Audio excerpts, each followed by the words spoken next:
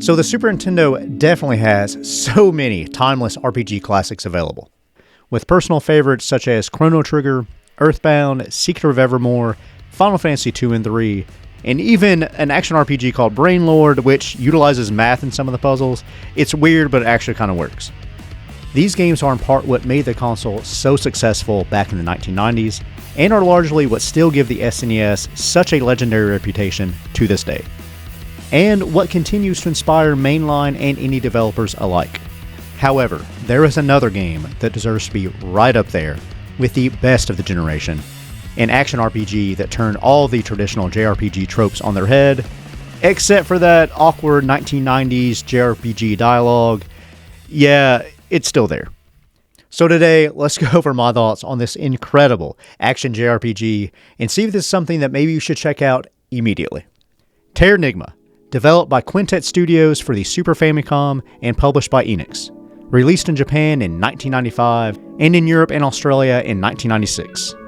And crazy enough, and it is crazy, this game never saw a release in the States, apparently due to the fact that by the time of its release, the North American branch of Enix had already had its doors shuttered and locked up tight. Which definitely is such a shame because this game definitely deserved a much wider audience.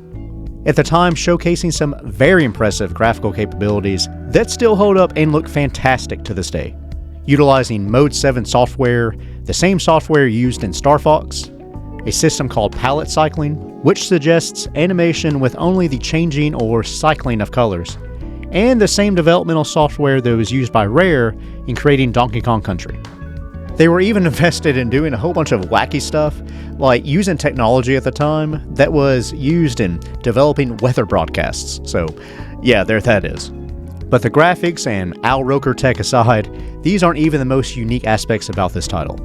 With a story branching from the tried and true RPG trope of a young kid setting out from his cozy little village in order to save his town, to a story that spans throughout the recreation of the world and whether or not the existence of humans is or is not beneficial for the life of the planet.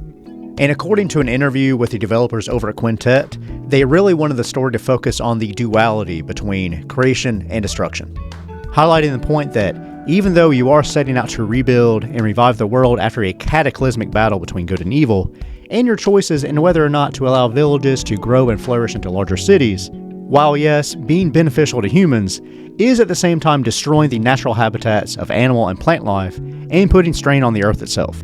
This game plays out this duality in a beautiful manner that doesn't ever come off as preachy, or if you are in fact making the wrong or right decisions.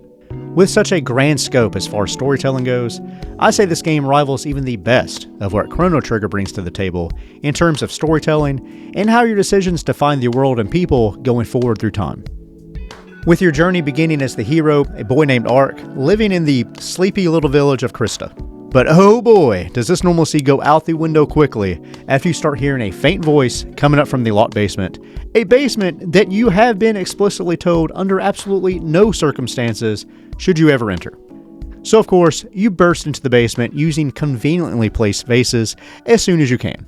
I mean, if the Elder didn't want you to smash open his locked devil basement, why in the world would he leave these pots sitting right next to it? I mean, it just makes no sense. And you quickly discover a magic box, and after touching it, you unleash a demon a la Hellraiser. This box works as a clever way in which to introduce your settings/equipment menu.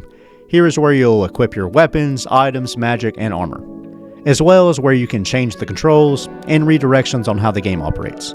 A fairly straightforward, yet pretty original way to offer up the typical boring menu system available in so many RPGs.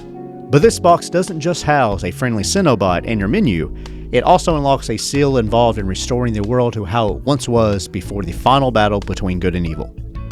But first you must leave the protective walls of Krista and venture out into this ice and lava-riddled underworld, otherwise known as Florida, and set forth into your adventure that won't only take you far away from the only home that you've ever known, but set you on a path to resurrect the entire world. So hey, no pressure. You'll begin by defeating 5 towers, which act as really solid dungeons in an attempt to revive the 5 lost continents. With 2, count them, yes 2, optional areas to unlock a couple of other continents while you're at it. You'll then venture out into the upper crust of the earth, and this is where the beauty of the art of Terranigma truly takes form. with bright, vibrant colors and wonderful enemy designs, just as soon as you get to freeing up that dying foliage from a parasitic monster. And again, according to the devs, they wanted to make the enemies unlike your typical cut and dry bad guys. These are instead the transformed souls of previously living creatures that were corrupted once the world was destroyed. This is of course just the tip of the iceberg in terms of storyline that begins with the revival of plants, animals, and finally, us grubby little humans. And along the way, there are of course plot twists, betrayal, reincarnation, the entire recreation of a world, and surprises that occur that I won't get into here, mainly because it sounds completely batshit crazy without you actually experiencing it. With a refreshingly mature storyline dealing with issues such as death, grief, and acceptance, this is a story that you should absolutely play through and experience for yourself. The gameplay is similar to the previous games in the Gaia trilogy, allowing you to either attack enemies with your main weapon, or through the use of magical rings and medals that you can purchase from magic shops after collecting Magi-Rocks and shelling out a few bucks, allowing for example the player to use fire, ice, or electrical attacks. However, the magic always felt a bit underpowered to me, especially once you level up and obtain stronger main weapons. You also have the abilities such as run, jump, and swim, which may not sound like a whole heck of a lot, but during this time frame, the majority of RPGs, even those of the action type, didn't allow you the apparently overpowered mechanic of jump.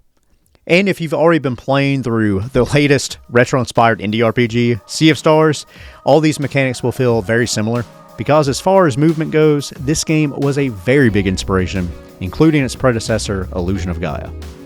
The weapons are mainly composed of spears and pikes, and besides being different in color, some also have special buffs attached, such as the Cry Spear, allowing you to automatically regain your health. The fighting mechanics are also really nice. With in addition to your normal attack, you can also do a devastating jump attack and a slightly OP dash attack that I quickly found myself spamming the hell out of, especially earlier on before you start picking up levels. And speaking of which, Terranigma uses a traditional leveling up system where after gaining enough XP, you'll level up, and if you grind, which is pretty easy to do in this game, you become very overpowered very quickly. But grinding thankfully isn't necessary, with the enemies and bosses being pretty manageable. You'll also have access to a large array of armor that you can either discover in hidden areas of the map, or by purchasing from local merchants in the towns that you come across. Some of the towns that you discover are able to transform from small villages to grand cities, just depending on your actions and decisions. This ability makes Terranigma feel years ahead of its time, at least 3, and it truly sets it apart from other JRPGs to come out during the 16-bit era. The soundtrack composed by Miyoko Takoka, I hope I'm saying these names right, if I'm not I do apologize, and Masanori Hikichi, is a beautiful composition right up there with some of the best of Squaresoft's and Enix's most beloved titles, with the overworld track fitting perfectly with the scenery and really putting into perspective the grand scale of the adventure that you are about to embark on. It is without a doubt one of my favorite OSTs of all time, and is worth a playthrough alone just for the music. All in all, Terranigma is still one of the greatest action RPGs ever made, innovating the genre in a way that is still inspiring game developers to this day, and is truly a culmination of the previous 2 games in the Gaia trilogy, Soul Blazer and Illusion of Gaia. And I think it's pretty obvious that I strongly recommend that you play this game as soon as possible, although with it never being re-released, you most likely will have to download a ROM or shell out the extra cash for the original cartridge, which can be pretty pricey as expected. This game would, however, be an incredible addition as a re-release, especially in handheld mode on the Nintendo Switch. But what do you guys think? Have you ever played through Terranigma? And if so, what do you think? Let me know that and everything else in the comments below.